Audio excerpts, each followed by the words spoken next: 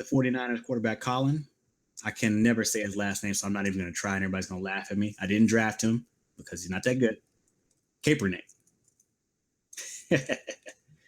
No, I don't know. I didn't draft him. He's not a part of my draft because, yeah, stats aren't that great. But I do support what he's doing. And here's why. I think that all too often, it's easy for someone to go along and get along just because that's what everybody's doing. It's easier to do that than to really stand up for what you believe in.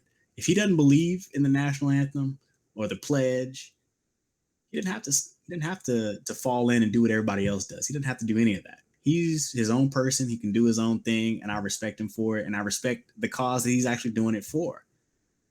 You know, Shaq went on to, I guess, ESPN or Fox. He was actually Fox News, and he got up there and basically showed his ignorance on the state of Black America, saying like, well, I wouldn't do it that way. You know, I don't know him personally, but, you know, my father's a military man, and, you know, people work in law enforcement. That's not what that flag is. That flag is just a symbol of a country.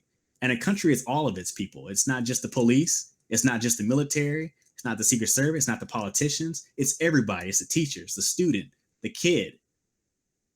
Every last person who lives in this country is represented by that flag. So this idea that by disrespecting the flag, you're disrespecting a subset of people who live in this country is wrong. And then on top of that, it's wrong to even say that not standing up for some ritual that really serves as a propaganda tool is somehow un-American. This is straight, like we're going back into like who is that guy? Like the Red Scare. And he got up there and he said he has a list of communists. Joe McCarthy. We're going back to like this McCarthyist kind of deal where, you know, people who are doing things that may be outside of the norm are somehow now enemies, or they're outsiders, or they're out to get us, or they're part of some foreign plot. And that's just the wrong type of thinking. America has been good to a select subset of the population. It hasn't been great for everybody.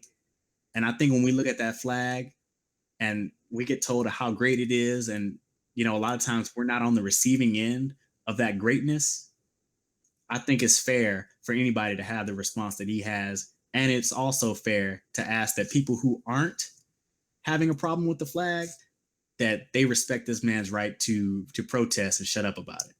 Because protest is not here to make you comfortable. It's not for you. If you are bothered by someone else's protest, you just got to suck it up, because that's America.